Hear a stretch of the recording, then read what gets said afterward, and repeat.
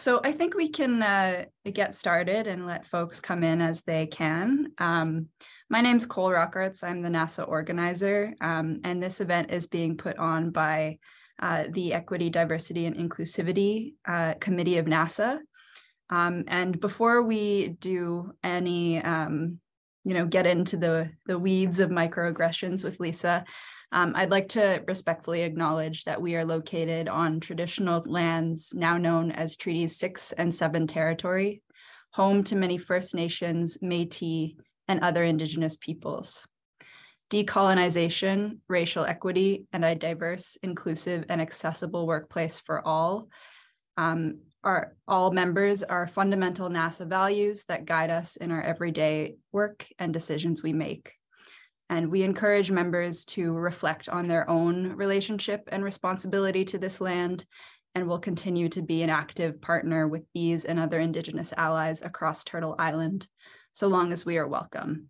And we like to ask folks to reflect, and if I could do just a moment of reflection, I think that a lot of folks today are here because they're interested in furthering equity work within their own lives, in the workplace, and outside of the workplace. And I think it says a lot that we had 94 people register for this Lunch and Learn, and more that are going to watch this after that couldn't make it. So it's clear to see that things like decolonization, Indigenous sovereignty, racial equity, and accessibility are big priorities of many folks and many union members in our union. So thanks so much for joining us. And I will turn it over to Lisa, who we will see is just fabulous and one of my favorite folks to run into on campus. So Lisa, take it away. Okay, thank you, Cole, and thanks to Oksana, the EDI team, and NASA for, letting me do this presentation. Hi, everybody. My name is Lisa Dublin. Strange accent because I'm from a strange place. I'm from the Caribbean, from a very small island called St. Lucia. And I like to say that we have imagination for borders. So that's why I'm here. My pronouns are she and her. And I am very much, in agreement with the statement that Cole read out earlier, because I think it's very important. It's all part of the whole EDI journey. And so we are looking at microaggressions today. And I termed it, let's deal with microaggressions. But I'm hoping to literally give a teaspoon of value that we can now take as a seed for us to plant in our little corner of the world, so that it doesn't look so big and so not able to be in any way solved. And I think it can be. I want to begin with a very simple question. I'd like you to put it in the chat. Why are you here today? You can answer to everyone, or if it's a very personal reason that you hear, you can send me a private message in the chat as well. Let's go. We just have maybe 2 minutes to do that. Why are you here today? Why did you take your lunch hour to come do this talk today with us? Everybody kindly respond in the chat. Let us know. Okay, we have, and I'll just read out a couple. Okay, cool. Oh my gosh, they're coming so quickly. How do we do this? To help recognize what are microaggressions, help to make others feel less judged, better understand what qualifies, to be more conscious of others' perspectives. Oh my goodness, yeah, because racism and discrimination are still very present. To learn how to identify and to think about microaffirmations and aggressions, to learn about something about microaggressions. Awesome. Let me see, better understand my own behavior and be more informed on an important topic. To understand what they are, learn how to cope and respond to acts of microaggression. That too is very, very important. Yep, some awesome responses here. I think we can literally, to learn more about the topic, somebody sent a private message. That's also very valid. Thank you, everybody, for responding. Keep it going. All right, so let me tell you that all of these reasons, I think we can answer a little part of it today. I am literally going to give you homework. work to do at home, because towards the end of this session, we are going to realize that a lot of this work about microaggressions, about racism, about prejudice, we literally have to start at those kitchen tables, having those conversations, not just with people in our immediate families, but in the generations that we are around. So let's begin formally. Now that we've answered the question, why are we here? The whole aim is that at the end of this session, you'll learn what microaggressions are. We will also try to answer the question, why do microaggressions occur? You guys, in all the research that I did preparing for this, many people answered the question of a definition of microaggressions. But as you should see, let me just go to my second slide. I am also a certified health and life coach. And sorry, let me go to this one right here. And so one of the things I've learned to do is to look for the reasons that things happen, not just that things happen. And so in asking the question, why do microaggressions occur? I didn't get very much information. And so I want you to help me today for us to kind of figure out, why do those things occur? So a little bit more about me. I work in the Department of Biochemistry. I work as the graduate administrator there. Before that, I spent many years at the Faculty of Graduate Studies and Research. It was my first job on campus, actually. I'm the past chair of the Equity, Diversity, and Inclusivity Committee of NASA. If you see me looking to this side, you guys, it's because I have two screens, excuse me. And I spent about 2 years there. One of the things that I learned working on the EDI committee is that EDI is already a juggernaut. It is huge. And so part of what I aim to do today might be controversial, but is to say to everybody, let us divide and conquer. You can't take this thing up as a whole. You literally have to stay in your corner of the world and make things better where you are, focusing on what you can actually control. Because if you think of, this is like thinking of, right now, thinking of EDI is like thinking of world peace. Like, it absolutely has no meaning. And it's too big for one person to do. But if we kind of break it up, then we find the courage and we find the can-do attitude for us to go bravely and to solve for microaggressions and many other problems. So I'm a poet, I'm a writer, as I said, a certified health and life coach, and I did tell you that I was from St. Lucia. So I hope you visit one day because it's beautiful for a holiday, for Valentine's, oh my goodness, it's a lovely country for a holiday. That's why I'm here. All right, folks, let's get into it. What are microaggressions? What exactly are they? Let's see. All right. Microaggressions, I actually found two very pertinent meanings: subtle, verbal, and non-verbal slights, insults, indignities, and denigrating messages directed towards an individual due to their group identity. And it's often automatic, unconscious, and unintentional. 2 words here, you guys: unconscious and unintentional. So it's actually 3 words, and often, which means in the next slide, we're going to talk about that sometimes microaggressions in some of their forms can literally be intentional. But I trust that none of us here perhaps have done those or experienced those. And if we have, we're going to try to deal with those.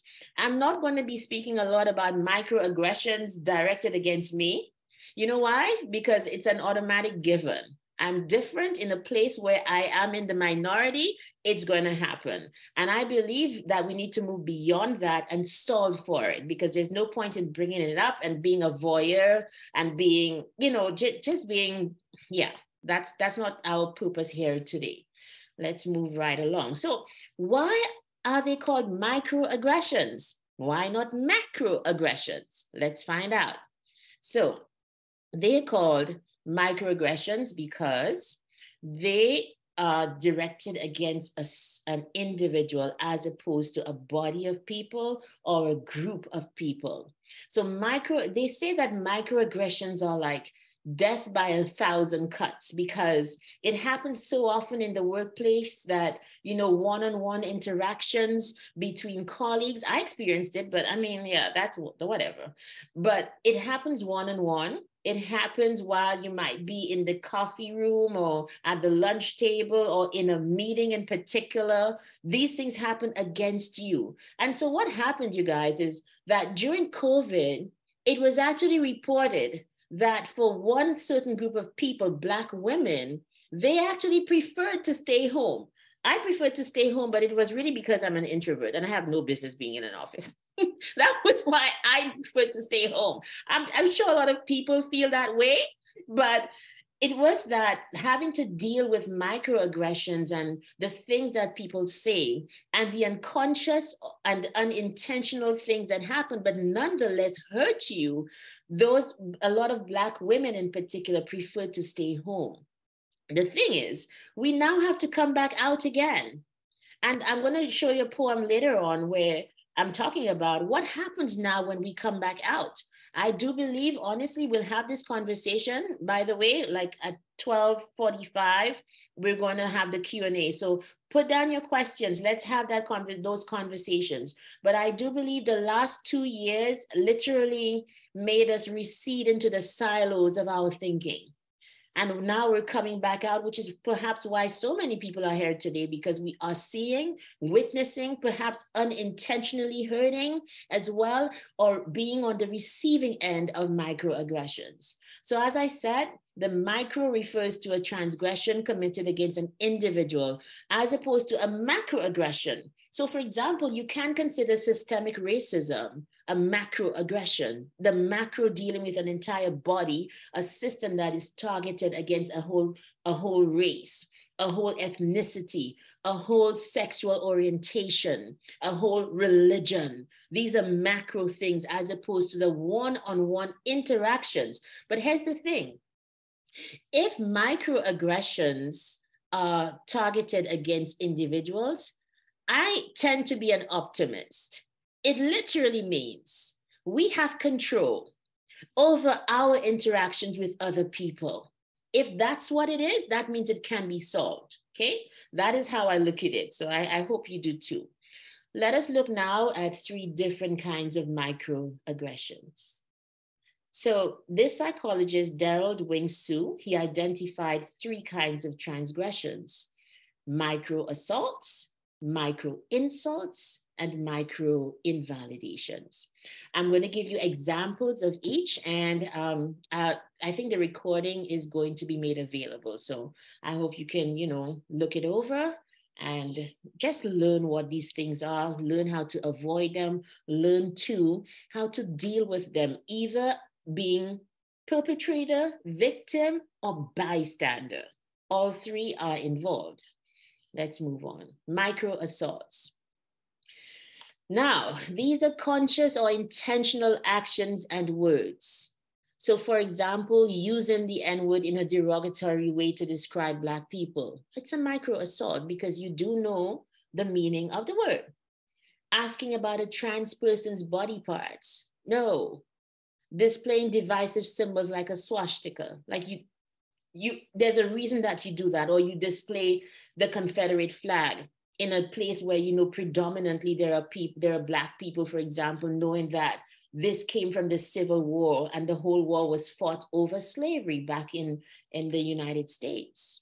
These are micro assaults. It could also mean stuff like, I didn't include this one, but in an office space where it is predominantly very patriarchal or very sexist, displaying images of naked people, or that doesn't really happen anymore. We have rules and procedures now, but all of these things can add up, and they put up in particular to denigrate the other person.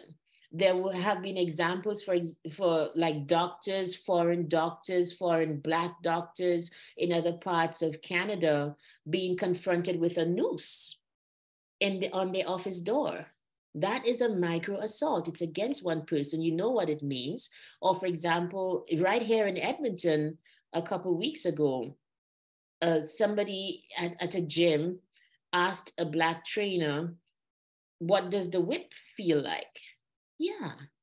Now, obviously, we all know that these things are wrong. I'm pointing them out for illustration. These are micro. Yeah, that's horrifying. Yeah. So he didn't expect it. He's born here. He's Canadian. So it's like, where is this coming from? He had never been confronted with it. And the worst thing was that the gym did nothing about it. They just said that the guy, I think he was on the spectrum, as if that were a reason to commit a micro assault like that. Yeah. So these kinds of things happen all the time. Okay. Let's look at the next one. The next one would be micro insults, verbal and non-verbal communication that conveys rudeness and insensitivity towards a person's racial heritage or other identity. Let's look at some examples. How did you get this job? This second one, I literally witnessed. How do you know Richard? He lives in Riverbend. I didn't even know Riverbend was supposed to be, maybe I have the wrong place, but apparently it's supposed to be a place of means. And this person said that he knew somebody from Riverbend. And it's like, how do you know him? He's from Riverbend. Like, you could never know somebody from that place, right? So these are the kinds of insults that show the conclusions that have been pre-concluded about the person based on how they look, on what the race is, or the sexual orientation, or the religion. And we just have to be aware of them and not commit them. When we get to the part of why do microaggressions occur, I believe we will find a handle for us to be able to confront them in ourselves and also in other people. Let's move on. Micro-invalidations. These are communications that subtly exclude or dismiss the thoughts, feelings, or experiences of a marginalized group. So for example, saying stuff like this. Let's look at some examples. I don't see color. We are all the same. Are you kidding me? Do you know how beautiful we all are? Why would you not see color? What it is we attribute different values to different colors. So I had a friend who like she, very open. We became friends and we went out for lunch one time and she struggled to call me Black.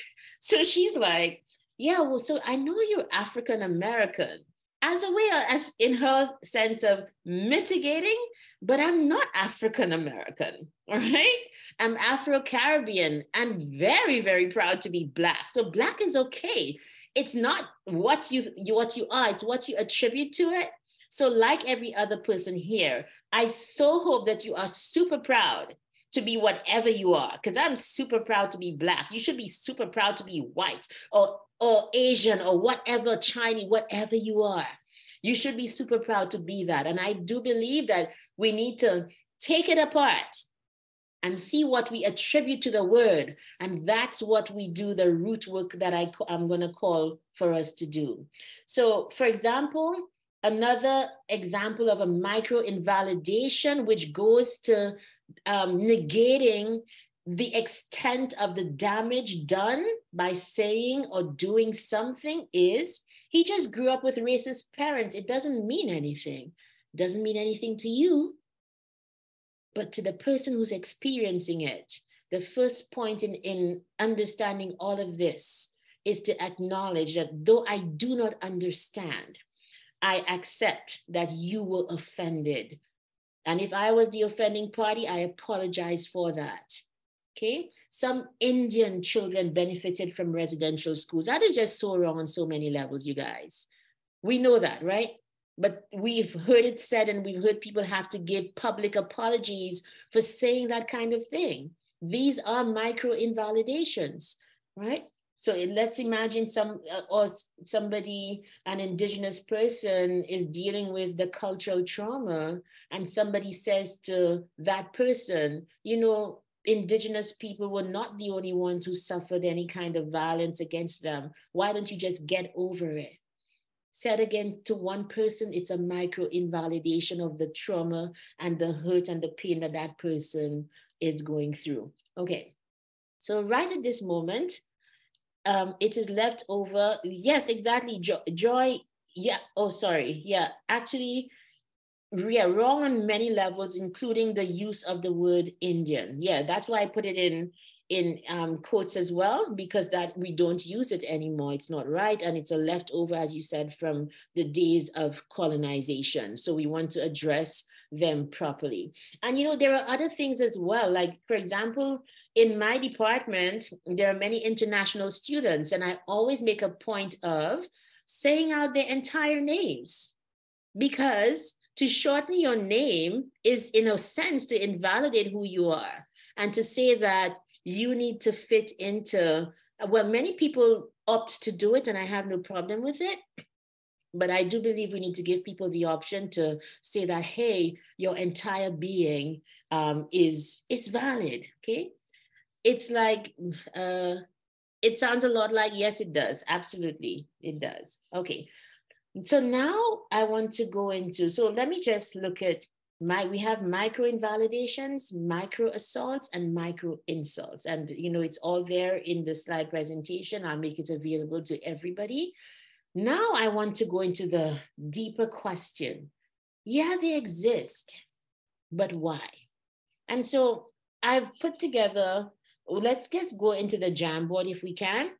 And the link will be, let's go there, you guys. And I want you to just simply brainstorm from what you know, from what you think, what you've concluded after living in this world for how many years. Why do you think microaggressions occur? Let's see, let me just see if I can pull that up, and then we will, pardon me. All right, hang on. All right, there we go.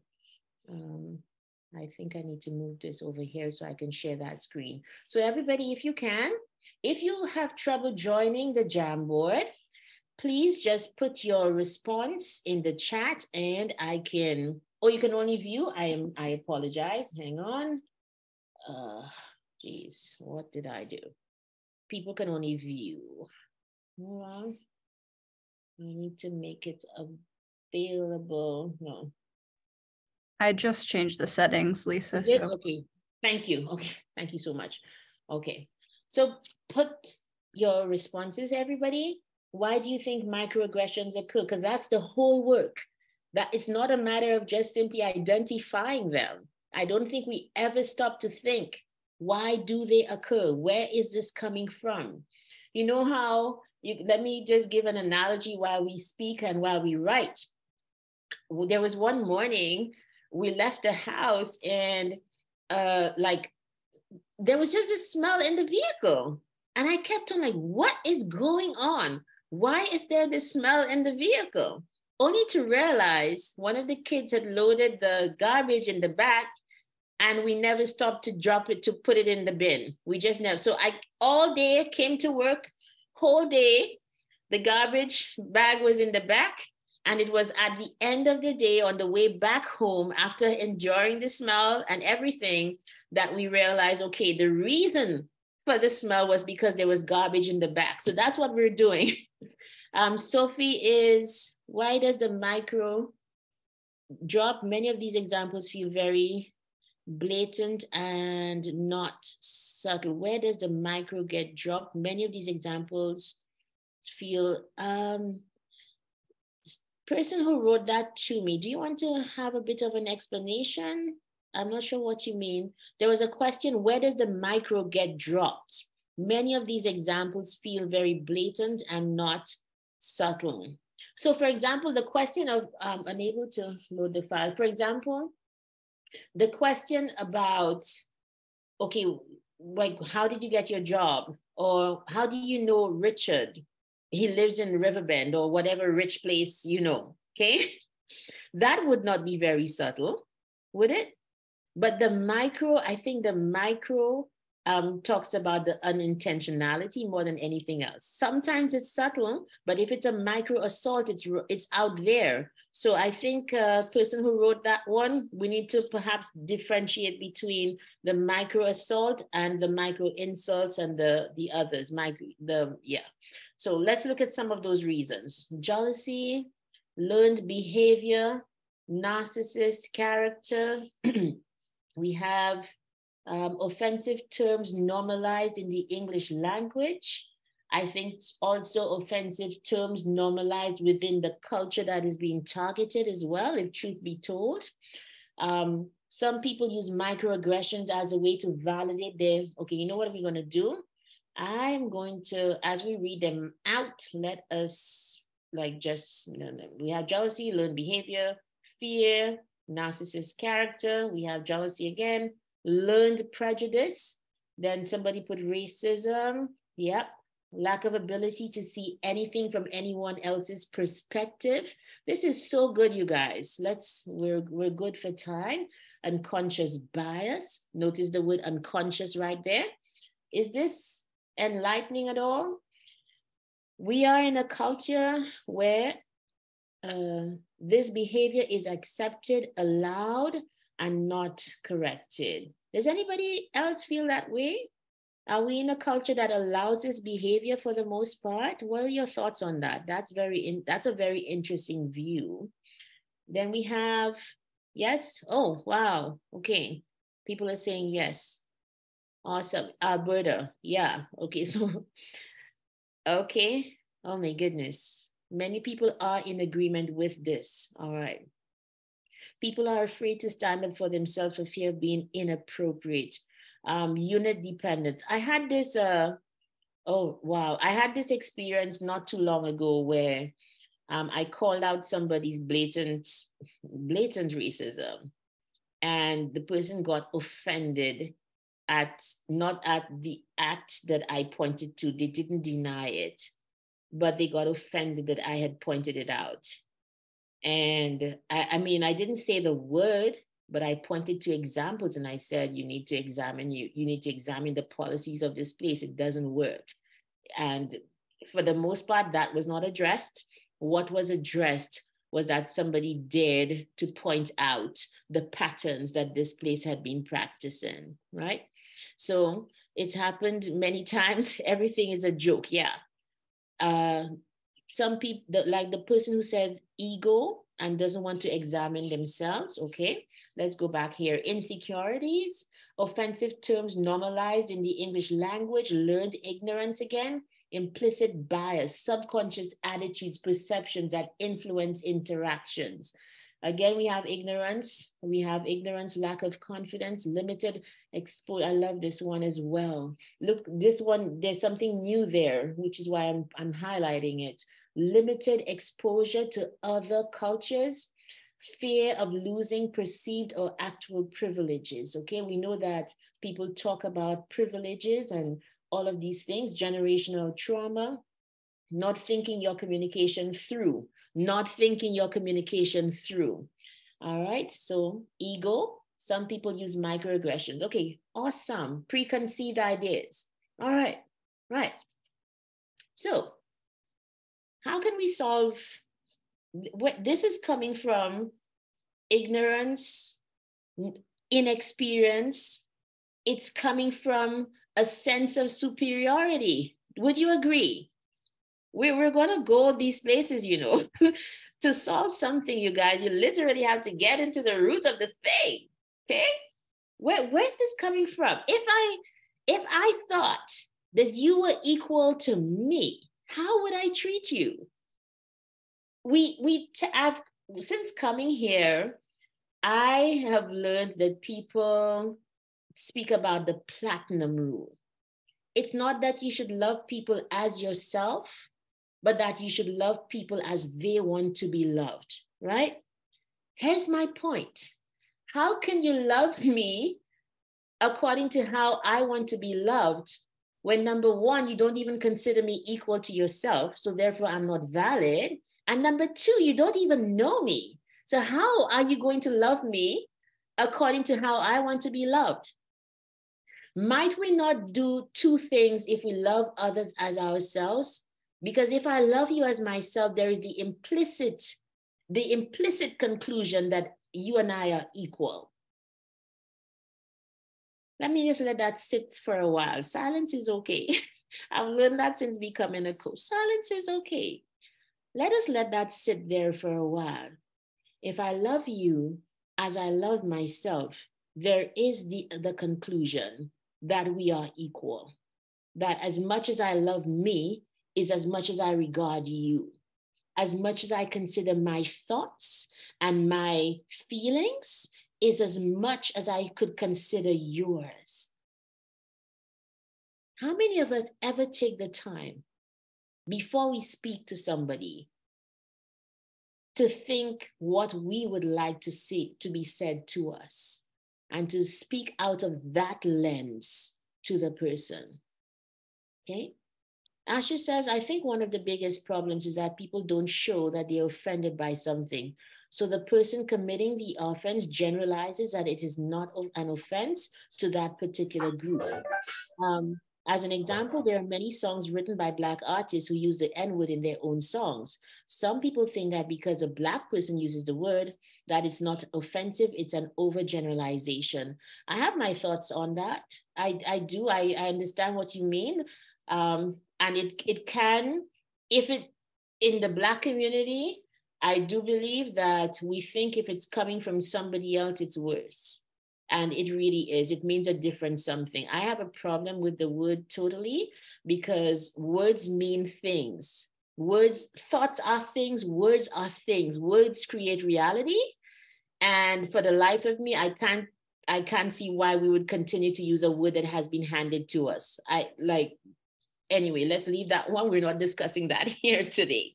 Right? That's a conversation to be had in like Black resource groups and amongst Black people in terms of what do we do with this N-word? What does it mean today? Anywho, so look at all of these reasons. There's a lot of root work to be done here. You might see yourself in here. Truth be told, I'm not going to ask the question whether you do, because this session, you made it here. This session means that you understand that there might be some private work to do. Also from the responses when I asked, why are you here? Many people indicated that they want to know what microaggressions are, whether they themselves were in error, and how to avoid being in error. So I want you to take this session for yourself in the time we have left to do the private work of examining yourself. What do you really think of people of other colors, races? What do you really think about them? What comes up? What do you have to deal with and where is it coming from? Because many of us have knee-jerk reactions to other races and other peoples, other orientations, other religions. Many of us are faced with difference and we don't know what to do. So let's go now into how can we solve for this, okay? Let me just pull up this one. Sorry, let's go back to here, okay? So the first thing I want us to know, and I think I began by saying this, it is this principle of don't pick up world peace, pick up your house. Don't pick up EDI and microaggressions as a thing, a label that you yourself have to dismantle. I'm saying to you, just like Marie Folio, this is where this came from. She says that everything is figure outable. When you start with that can-do attitude, there is a sense of hope, as opposed to looking at the world as totally dark and gone and like it's just a scorched earth kind of reality. If you come like that, there is nothing more that you can add to it, but more of the same in your mind. The first thing is to know that everything is figure outable, okay? If you come with that sense of hope, that in my corner of the world, I can make a difference, you will. How's that feel? Does that feel hopeful for anybody? Does that make you feel a little like, okay, I can do something? Or are you still like, okay, you know what? I've been around, I don't care, I don't think anything can be done. So that's the first thing. We can solve this if we just look at our corner of the world, okay? Here's the second one. Number 2, Focus, as I said, on your corner of the world. You don't have to solve for world peace. In fact, when I was preparing for this, I went back to, do you guys know the world peace joke? It's from Miss Congeniality from way back in the day. And, she was this undercover person, and, she was as a contestant. She didn't say world peace, and everybody just tagged it on like something that you had to say. And in a sense, you guys, EDI has become a buzzword and not much else. And so I literally have said to myself, we have to divide and conquer. You have to literally take your department, your home, your generations in the family. You have to take your own self and do that work right there. And that is how you're going to solve it, because we have a little exercise to do in a little while, and we'll talk about how doing the root work will result in an atmosphere and a different environment in the long run, okay? So no one is asking you to solve world peace. Solve for your office, your department, your home, your children, your family, your church, yourself. You have to divide and conquer. And I mean it that way in terms of, like, let's see what the next point is. I'll talk about that. Okay. So this is where we start. This is, you want to get results from dealing with microaggressions as perpetrator, or somebody who transgresses even unintentionally, or somebody who's a victim. Do the root work. Privately examine yourself to see what you believe about other people's and why. Where is it coming from? You might be hearing those things at home. You might have grown up with a certain mentality that your parents glibly bounced around because they didn't know better, because their own parents said it. You might have picked it up from television, okay? You might have picked it up from your peers along the way, or maybe you had bad experiences with people of other persuasions. What then do you do with all of those feelings? Do the root work. I want to, like, we all have a lunch hour at the university. Take tomorrow.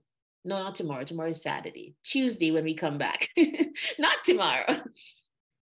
Do that private work. Do it in the bathroom. Do it in the shower, wherever. But take some time to face yourself. And it might be ugly. It might be uncomfortable. But the first step that's one of the things that I'm so big on. The first step to dealing with any problem is to own it and to name it. See what you think. Listen, if you have never thought about this, I'm telling you, the default is that you perhaps are transgressing, okay? If you've never had that conversation at home, the default might be that your family members are harboring maybe prejudicial views of other people. If you've never had the conversations at home, most likely it doesn't just seep through.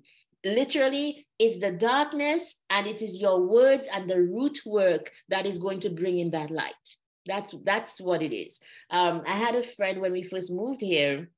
I met some friends, white Canadians, because they're Black Canadians, white Canadian friends, and their kids met my kids for the first time. And the first thing that popped out of her son's mouth was a slur, and she turned beet red because she didn't expect it. They had never had that conversation. She didn't even know that this was within him.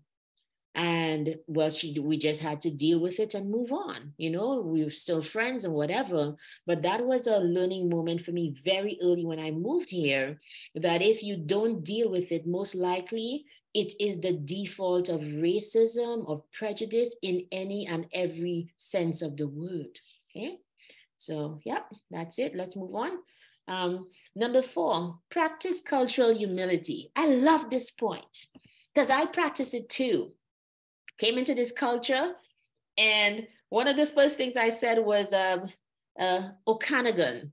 Okay, you guys can laugh. I said Okanagan, and all my colleagues were laughing. I was like, what happened? And then they said to me, it's Okanagan. And I was like, oh, I'm so sorry. And then I started listening to Alberta at Noon on CBC. I find such a great way of knowing the psyche of the average Albertan. So that for me, that's me practicing cultural humility. I don't know about this place that I've come into. And you know, if you can do it for other people and other races and other cultures, you will be better for it. One of the biggest compliments I was paid in the first place that I worked here was that when I came into the department, one of my friends Googled my country.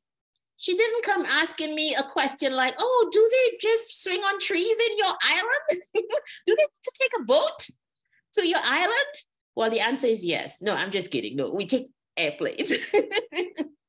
No, she just Googled my country.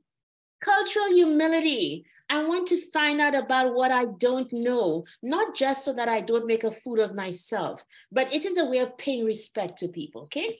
So apologize when you mess up. Learn, go out to meet friends of different races, sexual orientations, and cultures. Now, I'm going to say something very controversial here. Remember, I want to combine two thoughts, cultural humility and divide and conquer. I would like you to just think of your friend circle right now. One of the things in this field of EDI that we rail against is saying stuff like, I'm not racist, I've got a Black friend. I'm not racist, I've got an Indigenous friend, right? While that is performative and tokenism, it really is. Might I also, on the other hand, invite you this year, not to end the year without making friends or meeting people from other races, sexual orientations, cultures, what else? Can you name any other ism that we might want to put in there to help us? So I always point to my first age, exactly, age as well is a big one, Hope. Thank you for that. One of the best experiences I've had working here and ableism, thank you, Oksana and Yasmin, was that my supervisor, my first supervisor here at the university was very comfortable with me. And I always point to her because I think it's a way for us to bridge this and do this right. And I found out later on, because we're still friends, I found out later on that, number one, there had always been somebody of color in my office. And she was very good friends with that person. There was a comfort level dealing with people of color, and it showed in her interaction with me. So it wasn't strange for her. When I messed up, I got it. When I did right, I got it. She was fair. And she didn't let the fact that I sounded strange or looked different from her stand in the way. That came on the back of having a relationship with people of color. And that is just obviously one of the microaggression categories that we're talking about. There are others, as I tried to point to. My point is, we can't solve for microaggressions if we don't get to know people. That's it. Go out and meet friends of different races. Make it a thing to do that, not so that you have a token to say, I have a friend of color or I have an Indigenous friend or whatever. No problem. Okay, most welcome, Kathleen. Not for that, but because you want to know. You might not end up having friends, but at least you would be exposed to a different culture. And because you are, your mindset will be broadened. Remember when we looked at the reasons, let me just go over here. When we looked at the reasons for microaggressions, we saw that many of them, look at that, ignorance, preconceived ideas, narcissist character, learned prejudice. How are we going to counter that if we don't go out and meet people? Because it is within people that we reside the truth of who they are. The individual experience is what is going to change this and make sure that we make the work experience better for everybody, okay? So let me just do this little poem quickly and then we'll take some questions. I'm a performance poet, and during COVID, I got very worried about the George Floyd situation. Changed me irreparably, and I was very angry about it. And I kept on thinking about what are we going to do when we come back out? Because All this time we were performing and being polite. But now I think we are being called to be polite and genuine, not just to cover up until we can perform. And I appreciate the Canadian society for the most part for the politeness, because it allows a little space to breathe. What if we can improve on that and add to the politeness a sense of having done the root work and coming out? Just one thing before I do that. So there was one time I had a boss, honestly, you guys, that I didn't respect. Okay, like I do. Hold on, let me just. Sorry. After the shoulder so tugs of the grandparent. Hold on, sorry about that. So just an example of doing the root work. I had a boss one time that I didn't respect. I didn't think that boss deserved the salt, the paycheck, whatever. Okay. Anywho, I realized I would have to work with this person. Now, I could either try to do the polite thing, or I could literally coach myself and say, hey, if you're the boss, there has to be a reason that you're the boss. Might I be able to find something excellent about you for me to respect? And because I did that root work to be able to deal with my own self on the topic of respect of my boss, I had a great relationship for the tenure that we worked together. So that was many years ago, but it taught me a lesson of, you know what? When you come up against those things in yourself that you don't like, take the time to get sincere. And every single person, every single race, orientation, whatever, has the right to be. If we start from there, we are going to be more successful when we come out again. Okay, so here's this poem very quickly. I'm gonna, you know what? Do you guys wanna see it, or I can just put the link in and we have Q&A? What do you guys wanna do? Quick, somebody tell me, right? I really want to have the Q&A to see what questions. Okay, so read it, please. Okay, you wanna see? Oh, all right, let's go. After the amazement of his Saturday. Okay, the accent, can we do? After the shoulder so tugs of the grandparents who survived. After the amazement of his Saturday night stroll on White Ave is followed by the hysteria of a jam-packed whim on a Sunday afternoon. After your acquaintance sprinkled the spit of blessing on your face like it was before 2020 at Browers. After getting squelched in the sweaty armpits of friends you didn't need to avoid for 2 years. After the heady largesse of tipping waiters up and down the ice district high on the fly that we can dine again inside. After that pinch of reality, sitting with a friend on a bench in a park, close and okay. After all these nice and easy things. What will we do when we come out again? Thank you for the... Will we allow the fracking of our foundations with new traditions of love? Because for a time, the inflection point was the exposure of a live wire of truth, the likes of which we had not seen before, that triad of disruption. Donald Trump, COVID-19, and George Floyd. Will we approach each other this time with a humble understanding, remembering that we shared the shame of hatred, that together we witnessed the brunt of brutality at its brazen worst, because if that knee on that neck is happening in the open, we can just imagine what happens in the prisons and on secluded country roads and in back alley encounters and in boardroom covens and in colorblind medical decisions and in biased classrooms, yes. Everywhere there is inequality and pride, voicelessness, and the easy lies that function as the official version of truth. What will we do when we face each other again?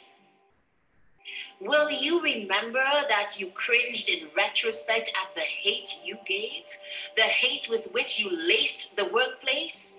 The unfair stereotypes of the stranger, the nitpicking of the immigrant manager stemming from your irritation at his presence, rising from your subconscious outrage that she didn't need you to be validated. Does this burn? Did we learn, or was this vicarious regret for nothing? This cause is urgent, divergent, transcendent, but is it enough? Will we bear witness to the new spirit of the age, where multiple races join together to topple the rage against change, cut the umbilical cord of privilege, take up the arms of contrition, and cancel the culture of hate, no matter its decorated perpetrators? We were made for such a time as this, not later. We were made for a time called now, not future. We recognize that to birth a more feeling society, we work from the inside out, even while, in a sense, we cleanse the exterior. We recognize that while we enact laws to corral hate and try to cordon off prejudice with appropriate policy, our public contrition must not be diluted. That some corpses will pass out with the sullied bathwater of history. That by continuing to keep statues and continuing to honor these names, we argue that racist tendencies should be frozen in old context, not realizing that this melting away is necessary to usher in a new age. Those who cry cancel culture are afraid that we will cancel everything, that nothing will remain, admitting inadvertently that our past has been wholly racist and is therefore primed for a new beginning. What will we do when we face each other again? Will we step out into the darkness of a love we've never given before, on a scale perhaps never needed before, recognizing that to love each other as we love ourselves is to admit that we are equal? Will we remember to be different when we come out again? Okay. All right, you guys, sorry I kind of messed up the screen sharing and so on, but let me stop sharing here and let's take some questions and comments. So that was a poem I did in 2021. 2021 on the back of, the whole George Floyd thing, which was very painful for everybody, I'm pretty sure. I don't know that there was one person who might have said that was right to happen, right?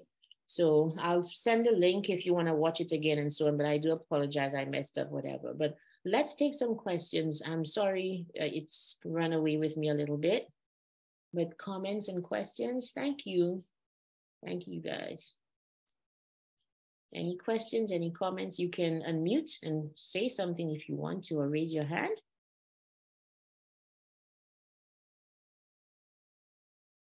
Anyone? No? Okay, can I ask you then, what are you committing to do? Okay, Amanda, go ahead. Sorry. Go ahead, Amanda. I just had a question about responding to microaggressions, because sometimes your jaw just drops and you're kind of like, did you just do that? Did you just say that? Yeah. And because you're kind of stunned and a little frozen in the moment, you might not say anything, which makes it seem like it's okay. So I would love some advice on that. Okay. All right. So if that just happened, there's a part of us that we need to prepare for. I heard somebody say that in a session one time right here in some session, that before going into a difficult conversation, she kind of prepares for it.